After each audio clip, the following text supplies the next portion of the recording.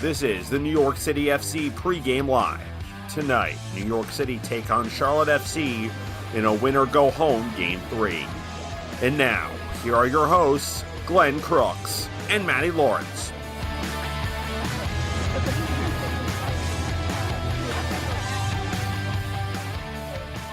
The New York City Football Club and Charlotte FC, they're about to meet for the third time in 10 days, the third and deciding game of their best-of-3 MLS playoff series.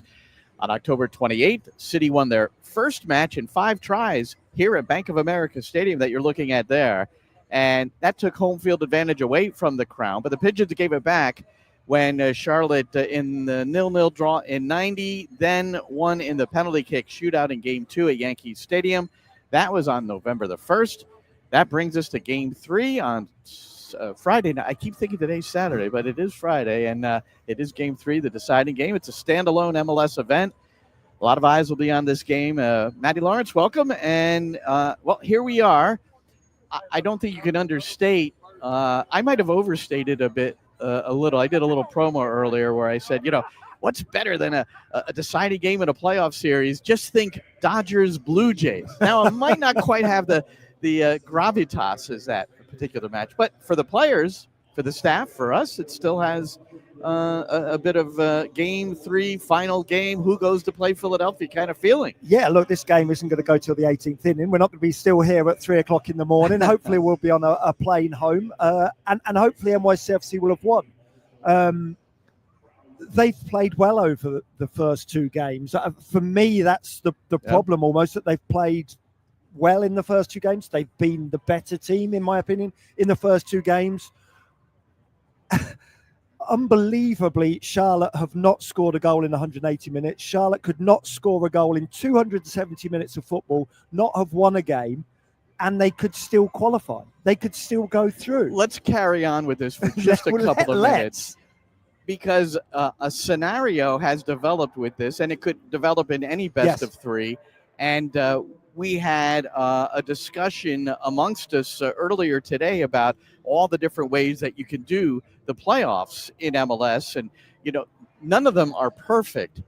But in this scenario, you describe it because the way it's set up is that Charlotte could go through this without winning a game or scoring a goal, while New York City has won a game and scored a goal, and Charlotte could advance to play Philadelphia. That's a difficult one to swallow. It's a difficult one to swallow for any type of fan in any sport. The fact that your team has not won on any occasion over a 3-game series, has not scored a goal, not registered a basket, whatever, not hit a home run, however you want to class it, and yet they're progressing.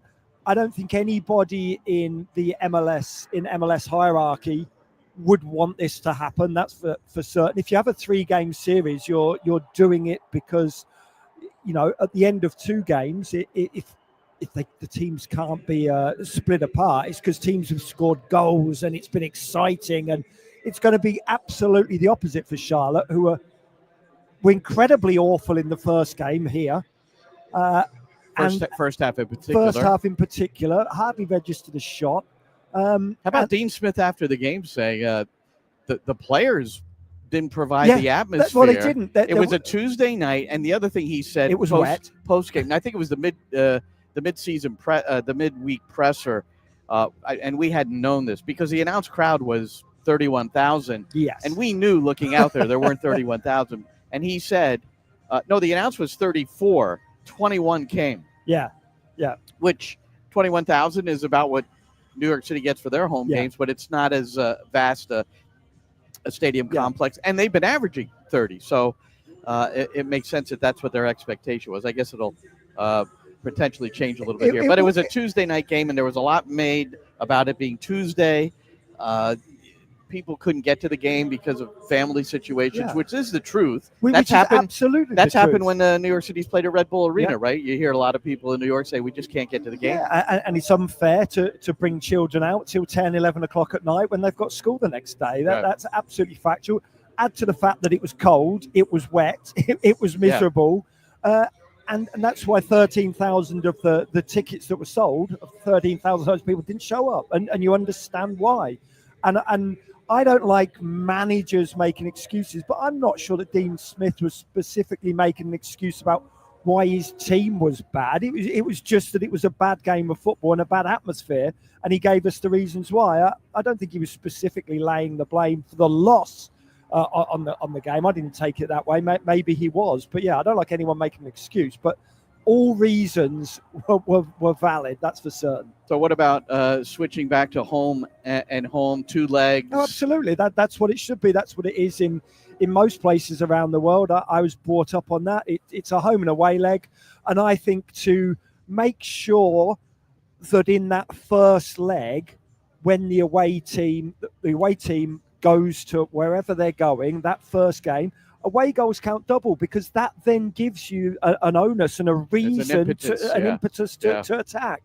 I understand that if away goals don't count double, you're absolutely, that first game when you play away from home, the first leg away from home, as a team, you shut up shop, and if you keep a clean sheet, then you are absolutely happy. You're not worried whether you score or not, Glenn. You keep a clean sheet, and you're the favourite in the second leg. So, yes, I absolutely understand it. Nothing is ever going to be perfect, but this would be an absolute farce if Charlotte managed to progress, Glenn, having not scored, not won, especially when NYCFC has won a game. They have actually won a game. They have actually when a club scored I cover is involved, I can't get too caught up in it or, have the hope that it would happen, obviously. Yeah. But, if I were an outsider looking in on this, it would be like, oh, let's have it happen. And then now there's going to be an uproar. Look, we're putting it out there, and it won't be – it's not the first time it's been out there. But the idea is that MLS sits down, the committee, the members of the MLS staff that are part of this construction of the schedule and the playoffs. They look at it closely every year, and we've seen them make adjustments. One of the adjustments was to go from 2 legs to the best of 3 in the opening round, and then it's knockout from here on out, and full matches. They play extra time. No extra time today, which you probably already know, but if it is tied after 90, it's Christian Kalina in goal for Charlotte and Matt Freese in goal for New York City, and Kalina came out on top in Game 2, saving Agustin Ojeda in the 8th round of penalties. Yeah, I think Christian Kalina is a very good goalkeeper, as is Matt Freese. I think right now Kalina shades it, in my opinion. I'm not saying that Matt Freese won't be better than him in time. Kalina's got more experience and at multiple levels, not just here in MLS, but back in Europe as well. But I would not want this to go to penalties. If NYCFC are going to get beaten, obviously I don't want them to, Glenn, I would want them to get beaten over 90 minutes here, and I would want them to, obviously, for them to get beaten, they have to have conceded a goal. It would be absolutely sacrilegious for me if this game ends up 0-0, Charlotte win on penalties, and Charlotte go through. That without is not scoring a goal, without winning a games. game in 270 minutes of football. The thought of it is just excruciating, man. Now, last year, New York City was involved in a Game 3. They were the underdog. Here, they're the slight underdog, maybe, because, number one, they're away from home. Yeah. And also Charlotte finished 4th in the East. New York City finished 5th. Last year, a more severe underdog situation in Cincinnati. And that's where Matt Freese, he made 3 saves in the penalty kick shootout.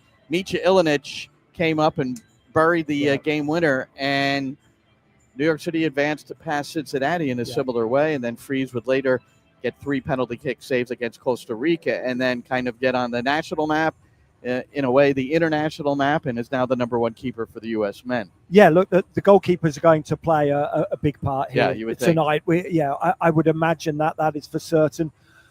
Absolutely, Charlotte are the favourites here. Charlotte have to be the favourites. As you said, Glenn, you laid it out perfectly. They are the highest seed. And also, let's not forget that they had the joint best home record in all of MLS, all 30 teams, over 34-game season, so 17 games played at home. They won 13 of 17 games here at home. For me, it's a shame coming back here, because there is no way in the world that Charlotte can be as bad in this game as they were that wet Tuesday night, Glenn. It's not possible. We know that we assume Zaha will be in. He wasn't in that first leg, that first game of the series. It's a shame that it's come to this for NYCFC. Well, but let's see what happens. And now we have the starting 11 has been released for New York City FC, and there's one change, and there was a lot of discussion, and it's always between just a few players how you might maneuver this thing. And Raul Gustavo goes to the bench, and Hannes Wolf back into the 11. He was on the bench in the opening 2 games. The first game in particular because he had a bit of a back issue and hadn't trained fully. So on the bench then, fully fit for game 2. Perhaps Pascal Janssen didn't want to make any changes after winning a game here on the road at Bank of America Stadium. But now Wolf, who was pretty good coming off the bench, I thought, in game 2. He added a little life to the attack, and he's there to support Alonso Martinez in particular, I would say. Yeah, I think so. There's got to be runners in behind for me tonight. Malanda, we know, has pace, but Tim Ream doesn't have that much pace. I think you've got to try and stretch the defence as much as possible, and that can't just be the long ball over the top to Alonso Martinez running in behind, Glenn. I think it's got to be those little diagonal runs in between fullback and centre half, or in between the two centre halves. And we know that Hannes Wolf isn't blessed with pace, but he does have a little bit of guile, and he does have that ability to time his runs well. I think it's really important that we see a lot out of him, Maxi Morales, and Fernandez Macau. And if you see a lot of those three, then you inevitably see a lot of Alonso Martinez. That's a great point. And here's what Alonso Martinez did in game 1, October the 28th, which up to this point is the lone goal in the best of 3 series. Approaching the top of the area, and a little scissor kick by Tim Ream to clear off that curling ball intended for Martinez. Martinez will chase it down. He's 25 yards for the Charlotte goal, on the dribble, in the area, and works a 1-2 off of Ream, and then finishes. Oh my, Alonso Martinez, the mentality after he won the ball back. And I swear that was played off of Ream. No, he played it one side and he ran the other. Oh. I think this is totally done on purpose for Martinez. Credit Pereira for winning the ball on the top of the 18-yard box. He heads it into Alonso Martinez, and he just knocks it with the outside of the right. It's round Malanda. He knocks it round Malanda with the outside of the right, and then finishes with the inside of the right. That was a goal. That was a goal. Every time I watch it, I smile. I think everybody in the country and world smiles or maybe chuckles a little bit, with the exception of Tim Ream and Adilson Malanda. It was unbelievable. But that's been it. Yes. Now let's go to game 2. And there were 2 huge opportunities, one for each side. Yeah. And this is a game that ended 0-0. The first was Harry Toffolo, who hasn't been here very long, was signed on August the 5th as a left back, a veteran from England, came over from Nottingham Forest, and has a lot of goals and assists as a fullback in his career. Here was his chance. And Zaha came together on the top of the 18-yard box. Zaha has it now as he came inside to receive. Nice little ball through, and it's Bronico playing it across, and Toffolo misses the target. He got behind both Gray and Fernandez Mercado, and Toffolo playing in just his 6th game for Charlotte, and man, oh man, he hasn't had a better chance since arriving. Yeah, that's a rough one. And Tavon Gray here. How many? We could coach a little bit while we're here. We can. But the weak side defender, if you close your body to the play and can't see over your right shoulder to see what's going on, you just open up your body. It's defending 101. And Tavon Gray gives us so much game in and game out. But there are those moments where he just either turns off or loses himself, because everybody wants to know where the ball is. Well, you know what? If you open your body a little bit, you can see the ball and the runner. That's what peripheral vision is. Yeah. And look, Glenn, I think you said it absolutely right there. Tavon Gray is absolutely magnificent when he defends one-on-one. But that is when he's facing the play and he's facing the man. And if it's Wilfried Zaha running at him, doing all those step overs, he's absolutely magnificent because he's locked in and he's focused. The only thing he has to worry about is it's the ball and the man. They're right there. They're in front of him. The minute he has to open his body up, the minute it's more about positional play, and there needs to be a little bit of a modicum of thinking goes into it, that's when sometimes it does fall apart for him. And it's not all the time, as you say. It is just every now and again, but every now and again leads to a goal, or certainly should have led to a goal there. Toffolo just thought that was too easy. He almost just fell off the ball. He didn't treat it like you should treat any time you play the football. You really have to fall. You have to almost fall into the goal with your shot. The goal. You have to fully focus. Nothing is too easy in this game. We know that, Glenn.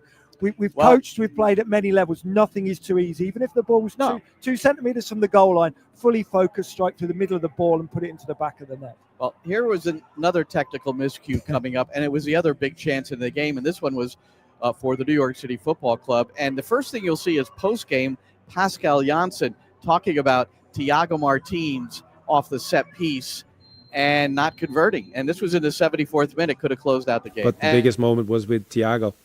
That was a well-timed run in the right space, the right delivery, and that should have been a goal.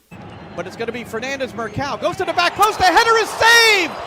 The first big moment of the game, and Christian Kalina up to the task. Well, and we know who's met it. We know who gets there. Gets on the end of so many, Thiago Martins, but then fluffs his lines. He's just got to head it down into that far corner. Martins, it doesn't get any simpler than this from headers. Yes, he's great defensively heading the ball, but this is just poor from Thiago Martins. Heads it straight at Kalina, a nice height.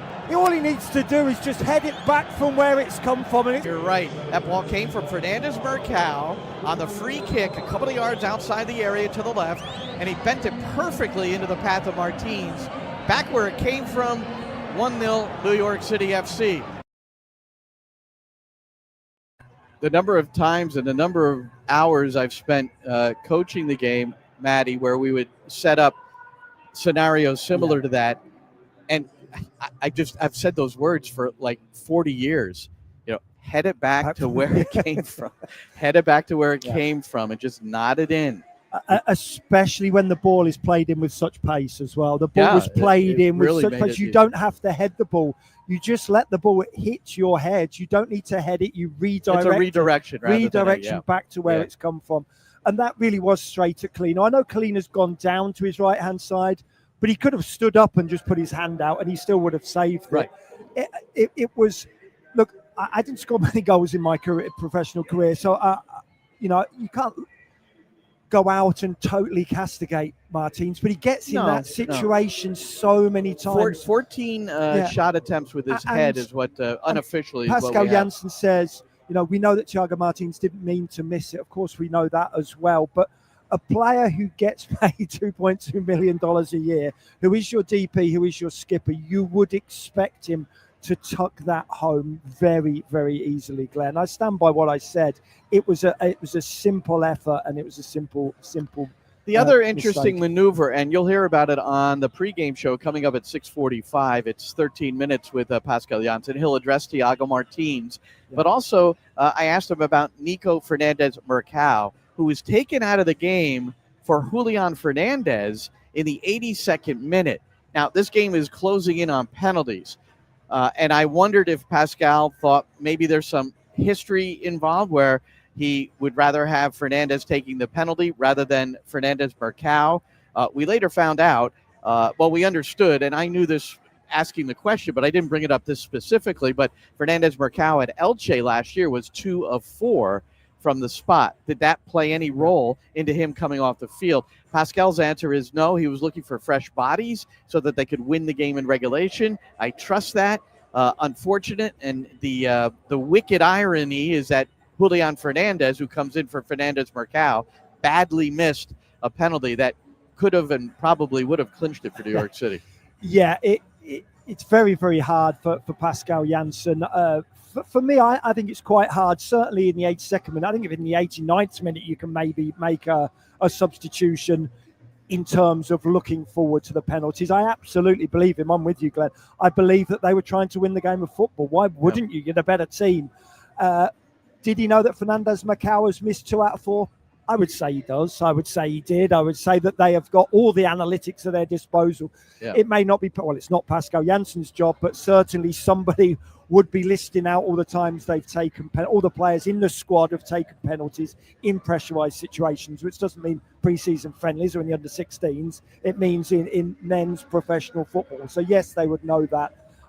It was a big shame that Fernandes missed, because he missed by missing the target, and that is sacrilegious. You cannot do that. You're striking the ball 12 yards. It's unopposed because it's a penalty, and the goal's pretty darn big. You should not miss the target. First and foremost, make the goalkeeper make a save. All of that malarkey, whatever it is, however you want to go about a penalty, you focus, you know where you're going to play it, and you focus on just striking through the middle third of the ball, and you hit that space. It was a little bit too nice and a bit too precise, wasn't it, from Fernandes Macau? Almost wasn't looking at the ball, almost looking at the goalkeeper. Julian Fernandes. Julian Fernandes, yes. Well, here it is, and an interesting moment through this. Apple TV caught Pascal Janssen with his back. Yeah. Well, but here it is, and then listen to what Pascal says in response to this when I ask him about it. Fernandes now for New York City, the second half substitute. Some can't watch. In fact, the top man can't watch. Pascal Janssen looks the other way. Which way is this going from Fernandes? He's put it wide! So one thing we learned is, and I don't know if this is standard practice for you, but the Apple cameras got you turning your back to the Fernandes penalty. Is that something you've done over the years? If you're in a penalty shootout, you don't. No, I heard the comment. The thing was, I was looking at the big screen behind the on the side of the stadium, because that gave me a better look on the penalties. Oh, so you weren't purposely? No, I heard a comment that I might be worried, or the big man is not watching because he can't watch or look at the penalties, but that's not the case. I was looking at the big screen. Okay. Okay, so that's all cleared up. But we've seen coaches, unable to look at a penalty, Didn't Ruben Amorim do it the other day when Man United were taking penalties? I think he was actually down in the dugout, and obviously we know that dugouts in a lot of European stadiums are almost underground. He was sat in the corner of the dugout, not watching. He was truly not watching. You can see there, and again, I believe Pascal Janssen, you could see that he's definitely looking up. He's looking up at the big screen. Yeah. I'm sure his eyesight's not that bad, though. But, I'll take his word for it. Maybe he didn't have his contact lenses in at that time. But, yes, he was definitely watching, and he definitely saw his play and missed the target from 12 yards. All right, the Christian Kalina and the goalkeeper coach, and apologize. My iPhone 16 Pro is not producing a very good and clear photo there. So we'll just go back to us. I don't know what's going on there. But anyway, the supporters are happy to see their goalkeeper come out, who could certainly be instrumental in this one. So, Matty, about 60 seconds. What do you think about Game 3? Move on to a couple of other things here. What do you think?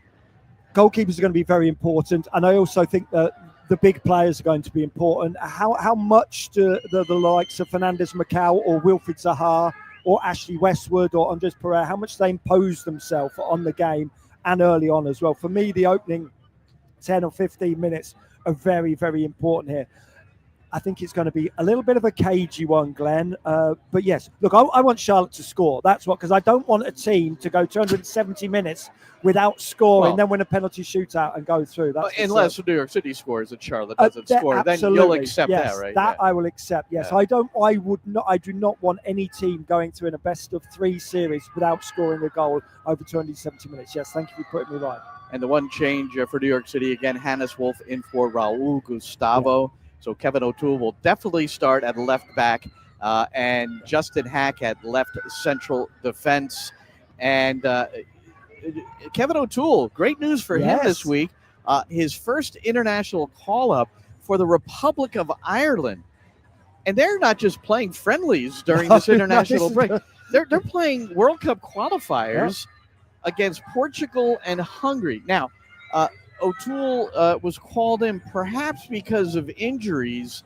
However, that doesn't mean he's not going to get the opportunity to run out there. So we'll see what happens. And what's interesting is his sister Gillian plays professionally in Ireland in the top tier for Treaty United. So it'll be a little United reunion for the O'Toole family out there. And I always like the story of the Ireland coach, Heimir Hallgrimsson. And when I saw his name, I said, that's got to be the Yeah. Iceland guy. And, Yeah. and it is. This is the guy that was he was still practicing dentistry while he was coaching Iceland in the 2016 Euros. Thanks for bringing They it up. beat England to I'm get to the very aware, quarterfinals. And it was one of the great moments in Icelandic soccer history. And that was Hallgrimsson, that was the coach there, that got them to the World Cup for the first time ever. And now he's the head man at Ireland. Other MLS playoff games, there's only one tonight. That's the one here at the Bank of America Stadium on Saturday. Minnesota, Seattle, Cincinnati, Columbus, Miami, Nashville, all game 3s, third and deciding games, as is San Diego, Portland on Sunday. So 5 games in all that have gone the stretch. Yeah. So, a little excitement in MLS here. Most of them have had goals as well from both teams too. But let's see what happens. But look, so important, the opening 10, 15 minutes here, Glenn. And if Fernandez, Macau, Maxi Morales and Alice will turn up, I think there's a very good chance that NYCFC win today. Bradley Carnell, the Philadelphia Union coach. Philadelphia will play the winner of this series. So, Bradley, his staff, the players are all watching this. We could ask them to listen to our live radio commentary and sync up with Apple TV. I don't know if they'll do it. Anyway, Carnell, well-deserved. Yes. Supporter Shield, Absolutely. an increase of 29 points in the table for Philadelphia this year. And other coaching news, Tata Martino back with Atlanta United. Your thoughts? Oh, my thoughts? Why not for Atlanta United? They've got Almiron back. I saw Joseph Martinez is being released by San Jose Earthquakes. Exactly. So send Joseph back and it can be whatever that was, 2019 all over again. All right. Before we close, I guess we got Blue City Radio. Is Military Appreciation Night? Well, my father did serve in World War II, but this is just by accident. This isn't is it? by accident, We did yeah. not plan this, did we? We did not plan this. No, my granddad served in World War II, so yes, but we look good in our green. it could just be goalkeeper appreciation night as well. All right, guys. Our pregame show starts at 6:45 on the network. That's nycfc.com/radio. And also the TuneIn app and the NYCFC app will all carry that. And we hope that you will consider syncing us up with the Apple TV broadcast tonight. Kickoff is at 7:12. And they've added a couple of minutes to kickoff, but it's 7:12 kickoff tonight. And I didn't really get to Charlotte, but no changes for Charlotte. Kind of not shocking, and it's exactly what we expected. Zaha back in for game 2 after serving the 1-game suspension, and he'll start again tonight. But this is his first playoff game ever at home at Bank of America Stadium. 21,000 on the Tuesday night in game 1. They'll probably get over 30,000 tonight. So it's going to be a bit more raucous tonight as well, which is good. We need playoff atmosphere here, All right, so be sure to tune in at 6:45. For Matty Lawrence, I'm Glenn Crooks. Thanks so much for joining us, and enjoy the game, everybody.